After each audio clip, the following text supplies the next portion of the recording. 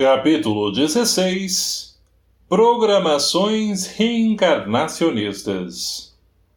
O início da Era Nova programada por Jesus para o planeta amado previa também o retorno de filósofos e sábios do passado, de alguns dos profetas antigos, de diversos criadores de religiões, dos pré-socráticos, dos nobres espíritos do século IV a.C.,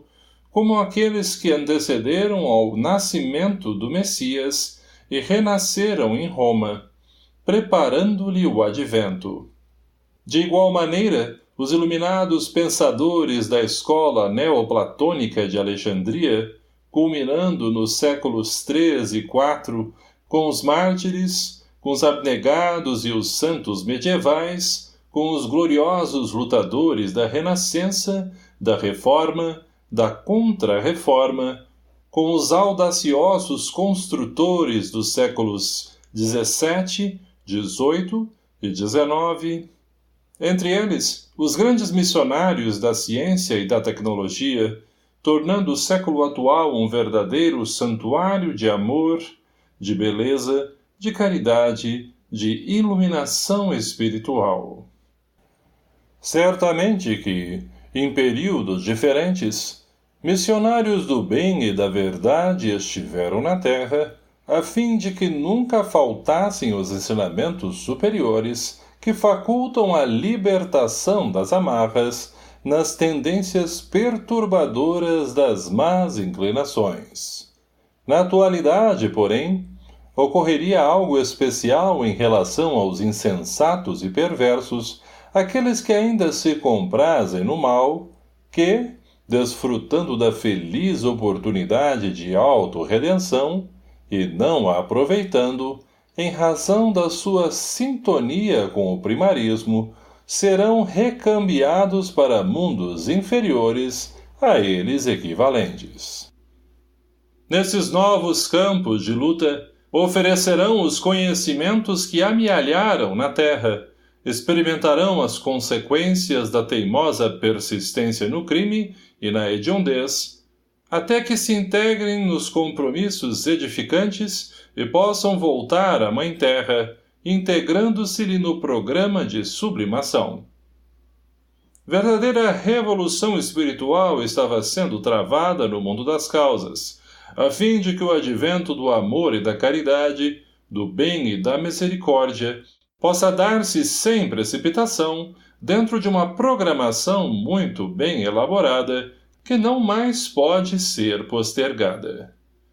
Em realidade, nunca deixaram de, periodicamente, esses luminares da inteligência e do amor renascer no mundo terrestre, dando continuidade aos seus labores, às suas especialidades cada vez mais aprimoradas, facultando o progresso e a felicidade dos seres humanos em processo de crescimento para Deus. Vinculados pelo amor ao serviço do desenvolvimento intelecto-moral do planeta, têm sido estrelas fulgurantes em noites escuras, diminuindo a treva e pondo claridade no zimbório celeste, por enquanto em sombras. São eles que nos não deixam olvidar os compromissos com a verdade, exemplos de abnegação e devotamento que nos enriquecem de conhecimentos e de vibrações amorosas, a fim de que não desfaleçamos nas lutas pessoais. Anônimos uns, conhecidos outros, caracterizam-se pela conduta moral e espiritual que os torna superiores às épocas em que viveram, desenhando o futuro com os seus exemplos de sacrifício.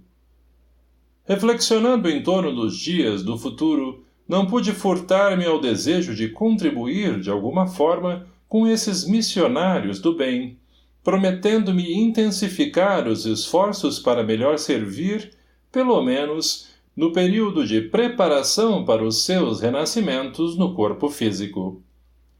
Dialogando com o querido amigo Yvon, exteriorizamos os sentimentos que vigiam em nós, pensando nas grandes e desconhecidas batalhas que seriam travadas, como, aliás, vem acontecendo no dia a dia de todas as existências nobres, afeiçoadas ao dever e à verdade. Desse modo, fomos convocados por Dr. Silvio para visitar alguns casais que se haviam comprometido em receber os irmãos de Alcione. Nossa primeira visita, na cidade de Belo Horizonte, levou-nos a uma residência confortável, num dos seus bairros elegantes, onde tudo era silêncio. O casal, adormecido na alcova, encontrava-se em parcial desdobramento pelo sono fisiológico e dialogava com aquele que lhe seria o primogênito. Os nubentes haviam lutado para conseguir a progenitura sem o êxito desejado.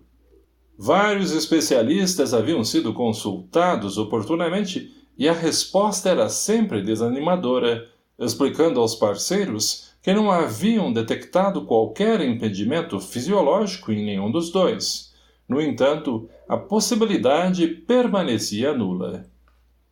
Após receberem sugestão para uma fecundação in vitro, haviam concordado e preparavam-se para o cometimento através de cuidadoso tratamento especializado. No dia seguinte, seria feita a primeira tentativa para a posterior utilização dos espermatozoides do esposo ansioso pela paternidade.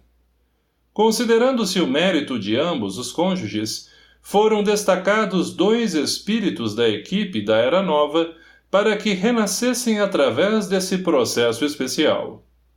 Conversavam, desse modo, com aqueles que lhes renasceriam através das conjunturas genéticas e revelavam incontida ansiedade.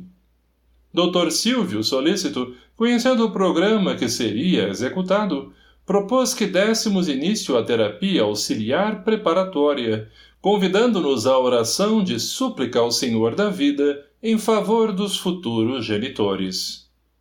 Após comovedora prece proferida por ele mesmo, foram aplicados recursos bioenergéticos nos corpos adormecidos de ambos os parceiros, de modo a facilitar-lhes a produção de espermatozoides saudáveis, assim como de óvulos que permitissem a fecundação exitosa.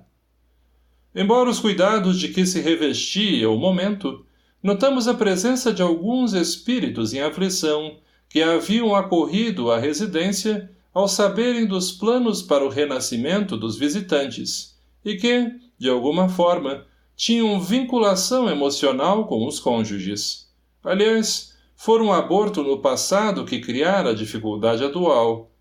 Embora recuperados do delito, ficaram as sequelas no perispírito da senhora que lhe dificultavam a concepção. Um daqueles candidatos frustrados havia sido um filho não aceito, e apesar de já não existir ressentimento de sua parte, no momento sem possibilidade de tornar-se factível o seu retorno, em razão do programa ora elaborado. Com muita ternura e bondade, o nosso mentor explicou-lhe a ocorrência, tranquilizando-o em relação ao próprio futuro, quando também mergulharia no corpo somático, fruindo de melhores recursos para o progresso pessoal. Terminada nossa tarefa junto ao matrimônio, quando nos dirigíamos a um outro lar, num dos bairros periféricos da mesma cidade, interroguei o nobre médico a respeito da chamada fertilização in vitro, muitas vezes denominada bebê de proveta. Pacientemente, ele explicou-nos a mim e aos demais amigos que a divindade sempre misericordiosa incessantemente envia à terra os seus embaixadores, a fim de que os mesmos facilitem o progresso científico-tecnológico, de modo a proporcionar aos seres humanos os recursos hábeis capazes de auxiliá-los a diminuir as aflições a que fazem jus. A cada momento, informou-nos com gentileza, a ciência e a tecnologia dão-se as mãos, contribuindo em favor da sociedade feliz, assim como enviando os missionários do amor para que os sentimentos de bondade, de misericórdia e de fraternidade vicejem onde antes os combates de extermínio tinham lugar. Naturalmente, é mais fácil a conquista horizontal, a dos valores culturais e técnicos, do que a grande vertical do amor em direção a Deus, razão pela qual ainda permanecem as lutas hediondas de toda espécie entre os seres humanos. Foi, a partir de 1978, graças ao nascimento de Louise Brown, que se logrou o êxito na grandiosa experiência da fecundação fora do organismo humano. Concluiu-se uma etapa de alta significação para as pessoas impossibilitadas de lograr a fertilização convencional, dando lugar à transferência dos embriões para as mulheres que sofriam de infertilidade tubária ou que tinham as trompas obstruídas. Com o tempo e o aprimoramento das técnicas, foi possível atender a outros problemas que dificultavam a conquista gloriosa da maternidade. A fecundação in vitro exige cuidados muito especiais, iniciando-se os procedimentos terapêuticos através do processo que faculta a indução da ovulação, de modo que possam amadurecer vários óvulos que irão permitir o crescimento folicular. Em casos especiais, usam-se drogas específicas para esse mister, o que não ocorreu no caso que estudamos. Após esse meticuloso processo, realiza-se a coleta dos óvulos, assim como do sêmen, quase simultaneamente, mais ou menos no mesmo período, e, depois da análise e seleção dos primeiros, procede-se à inseminação com o esperma elegido. Atenções especiais são mantidas durante um período de 3 dias depois desse procedimento para a transferência de alguns deles para o claustro uterino. Todo esse processo requer perfeita identificação da maturidade dos óvulos, o que se consegue mediante o estudo do líquido folicular que é extraído para essa finalidade. Constatando-se a existência de óvulos maduros em cultura especializada, promove-se a inseminação de cada um deles com aproximadamente 100.000 espermatozoides em atividade à sua volta. Aproximadamente entre 15 e 19 horas depois do procedimento cuidadoso, observam-se ao microscópio as evidências da fecundação, que podem ser sintetizadas na presença dos denominados pronúcleos masculinos e femininos. Mais tarde, transcorridas 24 horas, já se pode perceber a presença de pré-embriões, graças à divisão em 2 células. Somente após 48 horas até 72 horas, quando os mesmos apresentam 4, 8 ou mais células, é que se procede à transferência para o útero materno. Em nosso caso, esperamos que se tornem exitosos 2 dos diversos pré-embriões transferidos, nos quais teremos acoplados os perispíritos dos reencarnantes que elegeram por vibração especial os espermatozoides que poderão oferecer-lhes alguns dos fatores necessários com as características próprias para as tarefas que lhes estão destinadas na existência corporal. Aqueles que não tiverem ligação de futuros reencarnantes perderão a finalidade e serão automaticamente eliminados. O nobre geneticista espiritual fez uma pausa para reflexão, logo dando prosseguimento às explicações que nos deslumbravam. Quando os estudiosos das várias doutrinas científicas buscarem a identificação com as revelações espirituais, permitindo-se entender os mecanismos que constroem a vida física e a mantêm, muito mais fácil lhes será a execução dos compromissos que abraçam na condição de missionários do bem em favor da humanidade. Ao lado da fertilização in vitro, a admirável contribuição de mulheres enobrecidas pelo amor, que emprestam seus ventres para o desenvolvimento dos embriões e surgimento dos fetos até o momento do parto, desde há algum tempo, algumas denominadas como barrigas de aluguel, por cobrarem importâncias monetárias para o mister, é de um valor incontestável. Auxiliar alguém a lograr a realização da maternidade, ensejando, por outro lado, o renascimento dos espíritos, quando larga faixa da sociedade opta pelo aborto delituoso e perverso, ou se utiliza da denominada pílula do dia seguinte, interrompendo o processo e o desenvolvimento da fecundação, essas abnegadas mães por empréstimo desempenham um papel de alto significado na construção do mundo novo e melhor de amanhã. Embora a conquista da ciência haja logrado esse feito com fins nobres, sempre aparecem as pessoas utilitaristas e aproveitadoras para candidatar-se aos benefícios financeiros, que justificam elucidando que tem a finalidade de diminuir-lhes as dificuldades econômicas que vivenciam.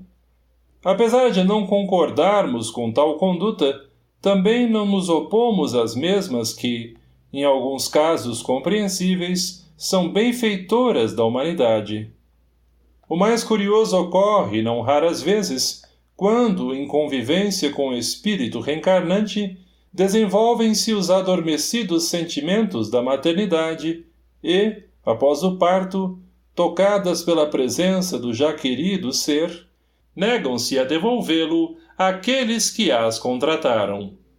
Observamos que, em alguns desses casos, o espírito reencarnante está mais vinculado à doadora do ventre de aluguel do que aos reais genitores.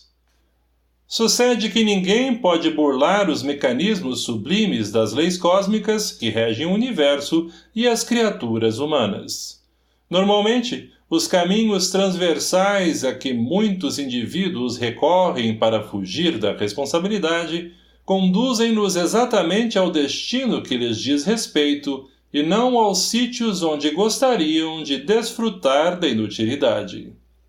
A nossa participação, assim como a dos devotados trabalhadores que se encontram vinculados ao mister que abraçamos, não será permanente, sendo realizada apenas em alguns casos especiais, porquanto, desde alguns anos do século passado, os nossos irmãos de Alcione estão reencarnando-se na Terra, sem alarde, tornando-se expoentes de sabedoria e portadores de grande contribuição cultural e espiritual.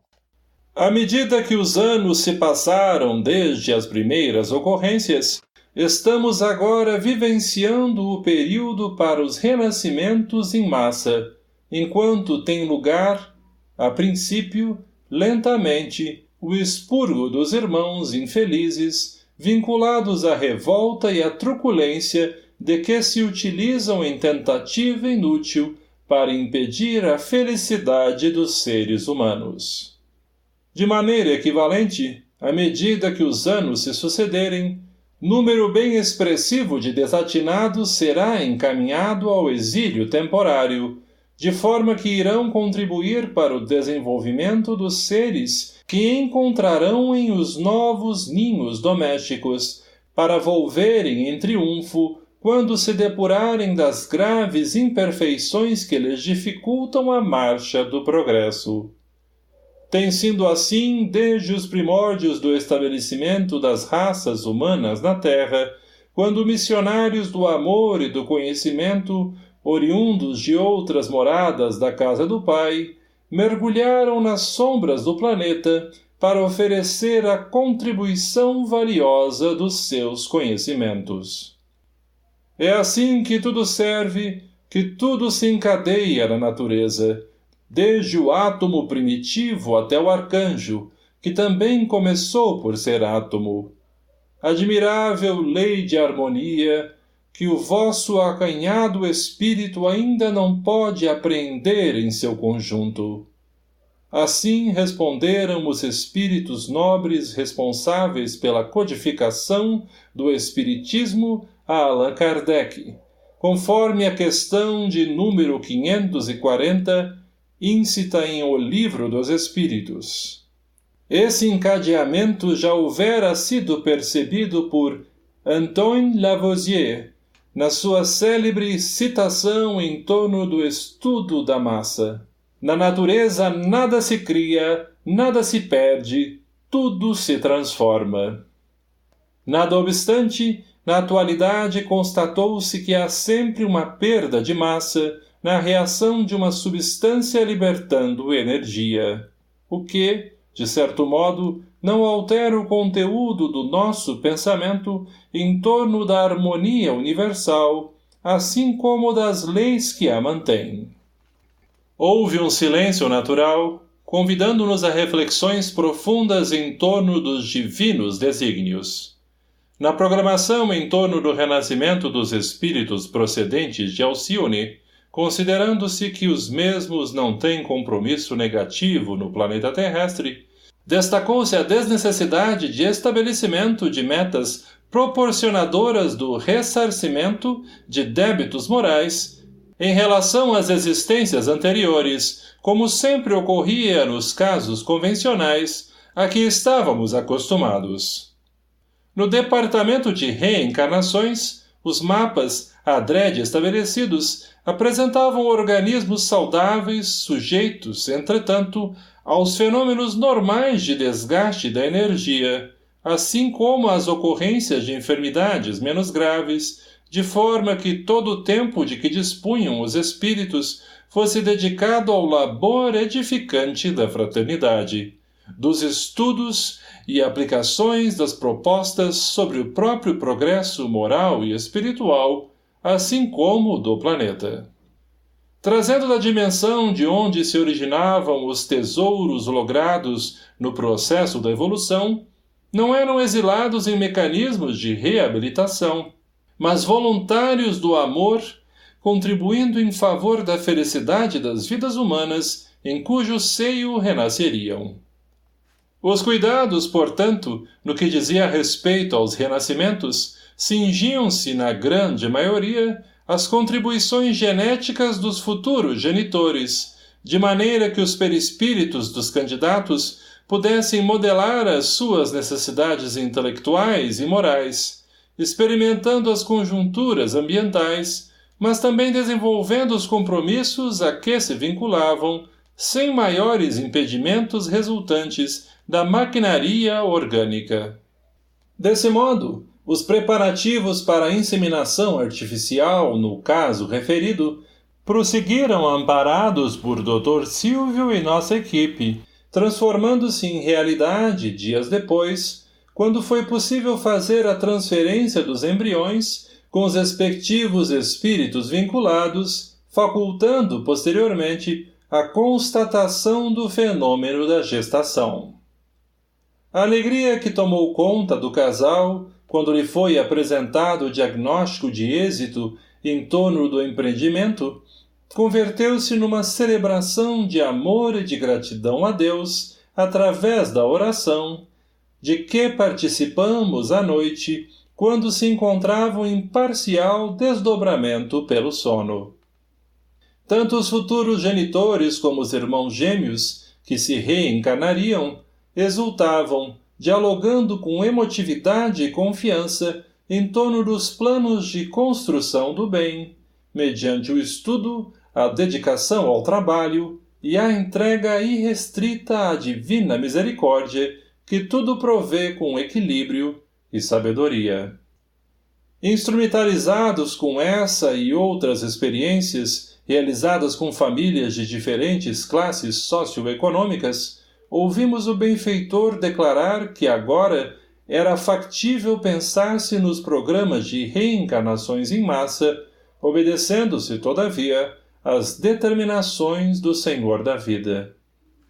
Enquanto operávamos no Mister, tomávamos conhecimento das desencarnações coletivas mais dolorosas, em decorrência das convulsões do planeta em adaptação geológica, a maioria das quais referente a entidades que já não deveriam renascer no orbe terrestre, transferidas compulsoriamente pela lei do progresso para um mundo compatível com o seu nível de elevação. Era-nos motivo de imenso júbilo podermos acompanhar os procedimentos em torno da grande transição que lentamente se instalava na abençoada casa terrestre,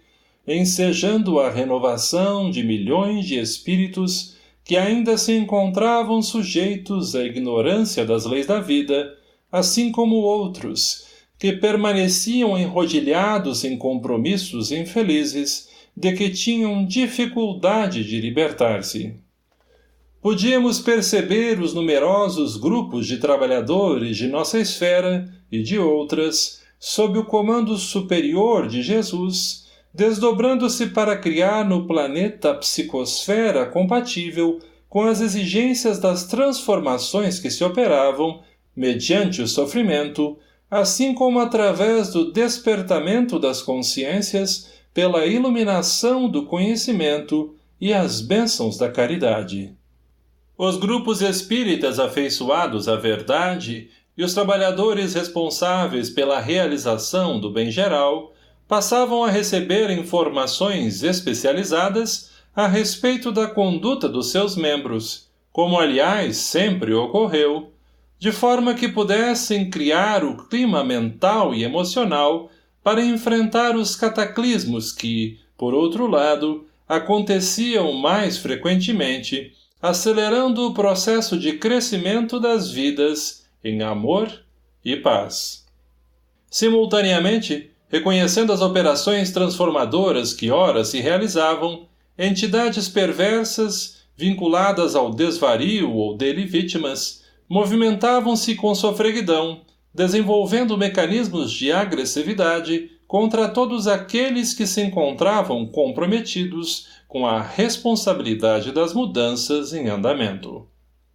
Ciladas habilmente organizadas, estereótipos do prazer e estímulos vulgares às sensações passaram a ser inspirados aos multiplicadores de opinião dos grandes veículos da mídia, de modo a perturbar a marcha do progresso, ampliando a área dos desmandos de toda a ordem, especialmente a que diz respeito aos gozos servis e de fácil acesso. Conclaves insidiosos organizados pelos inimigos do bem, nas furnas em que se homiziavam, estabeleceram metas de vingança, utilizando-se da política sórdida a que se entregam muitos dos seus membros, ora reencarnados nessa área, como nas religiões, nas artes e noutros setores sociais, a fim de que chafurdem no lodaçal do caos moral, em estímulo negativo aos comportamentos saudáveis, fazendo campear o descrédito, o desrespeito às leis e aos deveres, na volúpia de acumular recursos que não são transferidos com a desencarnação, mas entorpecem os significados elevados da existência espiritual. Fomentadores de guerras de extermínio, de terrorismo insano, de perseguições às minorias, de deboche e de preconceito, misturaram-se às multidões, inspirando governos e cidadãos às atitudes calamitosas, de modo que a esperança seja deixada à margem, sem consideração, e os exemplos nobres se transformem em mensagens de aproveitadores e oportunistas desvairados. Subitamente pôde-se observar o aumento surpreendente das aberrações, dos crimes hediondos, da violência inclemente e da falta de autoridade para impedi-los ou administrá-los, tornando-os banais e quase desconsiderados. O vale-tudo que começou a ser estabelecido tem o objetivo de criar o clima de desinteresse pela honorabilidade, pelos valores éticos, pelo respeito à criatura e à sociedade, demonstrando que todos esses significados haviam sido perdidos e uma nova e descontrolada ética passava a ser assinalada como regra de comportamento próprio para estes desditosos dias. Por efeito, volumosa onda de pessimismo tornou-se dominadora no oceano das existências, e os jovens, principalmente, sem lideranças dignas nem diretrizes de equilíbrio, passaram a ser as vítimas selecionadas pela sua representação de herdeiros do futuro. As festanças licenciosas, os programas televisivos chulos e vulgares, agressivos e mentirosos, ao lado do cinema e do teatro em lavagem cerebral, de que somente o prazer a qualquer preço é que vale a pena, começaram a tornar o proscênio terrestre local de hediondez, de selvageria e de permissividade que levam à degradação, à exaustão. Repentinamente, os pais e educadores passaram a ser assaltados pelas dúvidas em torno do significado da formação moral dos filhos e aprendizes, verificando os salários altíssimos com que são remunerados os comportamentos doentios e chocantes em detrimento das profissões dignas e desgastantes daqueles que se exaurem no exercício do dever. Os dois mundos de vibrações, físico e espiritual, aumentaram o intercâmbio com maior facilidade e o conúbio espiritual inferior começou a fazer-se tão simples que qualquer comportamento mental logo encontra resposta em equivalente sintonia com os espíritos que se movimentam nessa faixa vibratória. É claro que aquela que diz respeito aos sentidos mais agressivos e sensuais predomina na conduta generalizada. Conversando com um amigo Yvon, logo pensamos nas grandes lutas do Armagedon, conforme as velhas anotações bíblicas, que seriam sintomáticas do fim dos velhos tempos, para dar acesso aos novos e ditosos, transferidas do vale das guerras do passado de Israel para todo o planeta atual. As ameaças de fim do mundo, criando pavores nas mentes e nos comportamentos emocionais mais frágeis, começaram a ser motivo de medo, de ansiedade e de desespero, assim como as propostas em favor do aproveitamento de todas as sensações, como forma de esquecer a vida e suas mazelas, assumiram um papel de destaque nos vários grupos sociais.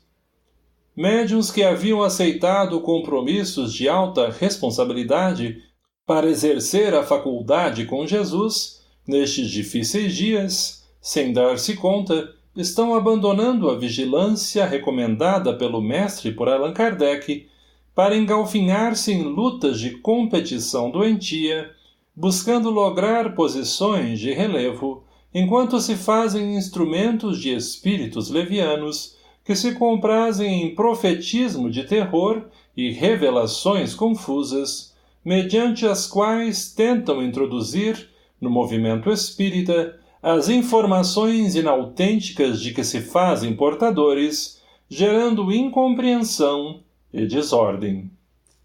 Agredindo-se reciprocamente, a troco da vaidade que desborda em direção do orgulho e da soberba, esquecem-se de servir a causa espírita, a fim de servir-se dela nos seus propósitos conflitivos, que escamoteiam a benefício da exaltação do ego atormentado e insatisfeito. Campeões da insensatez invadem os grupos sociais e adquirem prestígio mediante a astúcia bem elaborada e a falta de escrúpulos, movimentando-se livremente e empurrando os líderes insanos que avançam no rumo do abismo. Tudo diz respeito à resposta das trevas organizadas contra a programação do Dulce do Cordeiro, pacífico e pacificador, que não revida ao mal, prosseguindo com os métodos do amor, no afã de promover o progresso da humanidade e do seu berço terrícola. Em nossas reflexões, nas noites seguintes, podíamos ver, sem qualquer dúvida, as caravanas de luminares descendo na direção da Terra, com a missão sublime de facilitar a reencarnação dos novos condutores do futuro, ao lado dos imigrados de Alcione, em verdadeira sinfonia de bênçãos. Foi numa dessas oportunidades, quando em grande silêncio, nosso grupo, encontrando-se a ar livre, contemplava o zimbório de estrelas lucilantes e de prateado luar, que o nosso mentor nos convidou à oração, propondo-nos a entrega total ao celeste amigo que viera, há 2000 anos, clarear a grande noite com a luminescência do seu inefável amor. Agora enviava, conforme o prometera, neste momento de tantas aflições, o Consolador, que já se encontrava no mundo terrestre há mais de um século, como uma constelação de seres elevados, para que as sombras fossem definitivamente diluídas ante as divinas claridades siderais. Não havia como resistir às lágrimas ou permanecermos indiferentes aos sublimes apelos do amor.